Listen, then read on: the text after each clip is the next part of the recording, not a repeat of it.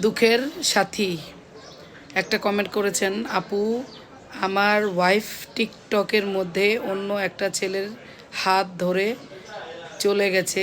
আমার 14 বছরের সংসার, 12 বছরের মেয়ে আছে। গ্রাম সালিসির মাধ্যমে মিটমাট হয়েছে। এখন মেয়ে মার কাছে যেতে চায়। এখন আমি কি করব? এটা তো একটা সোজা হিসাব।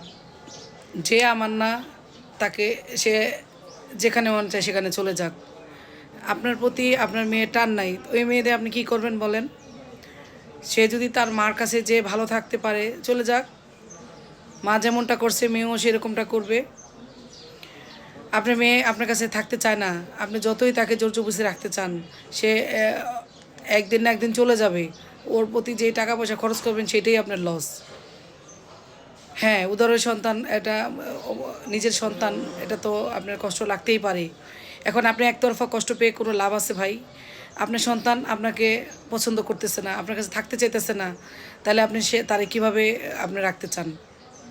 এটা তো আপনি এখানে এসব আমি তো মনে করি বলারই প্রয়োজন ছিল না। যে মেয়ে আপনার না, সে মেয়ে যাক, মার কাছে ভালো থাকবো। এখন আপনার যদি অন্য সন্তান থাকে, ওই অন্য সন্তানরা যদি আপনার কাছে থাকতে চায়, তাদেরকে নিয়ে আপনি থাকেন।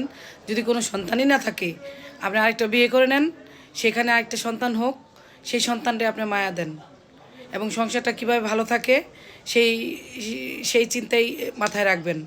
এই প্রথম বউ কীভাবে নষ্ট হয়েছে, সেকেন্ডটা যেন ওইভাবে নষ্ট না হয়, ওইভাবে তাকে মনে দেখে শুনে একটা বিয়ে করেন, একটা সন্তান হওয়ান।